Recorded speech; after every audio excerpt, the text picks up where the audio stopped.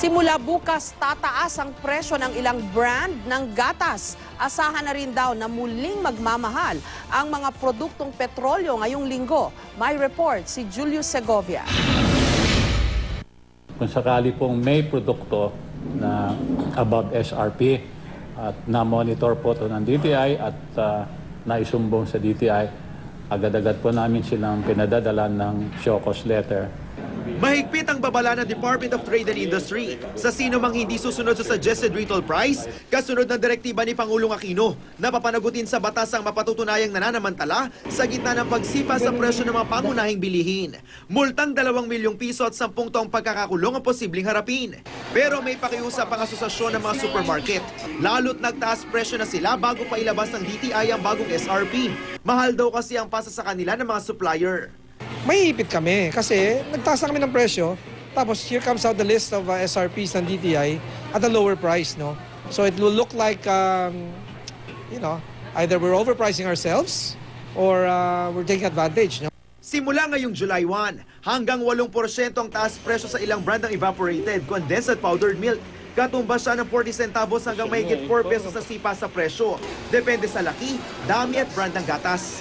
Nagmahal daw kasi ang sangkap sa paggawa nito. Pero ang petisyon ng mga manufacturer na itaas din ang presyo ng canned goods, gaya ng corned beef, luncheon meat at beef loaf, hindi pinayagan ng DTI. Tinutulan din ito ang taas presyo sa bottled water.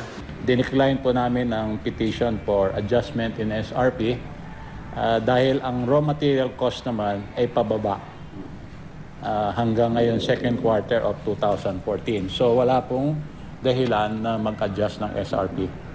Sa isang grocery store sa Quezon City, mas mahal ng higit piso sa SRP ng DTI ang isang brand ng powdered milk.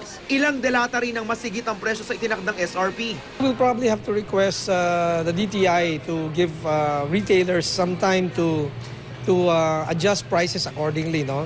Mananatili naman daw ang presyo ng tinapay kahit pa malikot ang halaga ng mga rekado sa paggawa nito. Sa datos ng mga panadero, tumaas ang presyo ng asukal, gatas, itlog at keso. Pero hindi naman daw gumalaw ang presyo ng harina na pangunahing sangkap sa paggawa ng tinapay. No increase in prices and no decrease in sizes. Mga mamimili ang naiiwang luhaan sa tuwing may pagtaas sa presyo ng mga bilihin. Pag kailangan lang namin, doon kami bumibili. Higpit na yung sinturon. Eh kung hindi, wala rin. Walang matira sa pera mo. Kaunting higpit pa sa sinturon. May aasahan na naman daw kasing oil price hike ngayong linggo. Pero sa kwenta ng oil industry sources, hindi raw ito aabot sa higit pisong itinaas sa petrolyo ng isang linggo. Kung may OPH, malamang na may rollback naman sa kada kilo ng LPG. Julius Segovia, GMA News.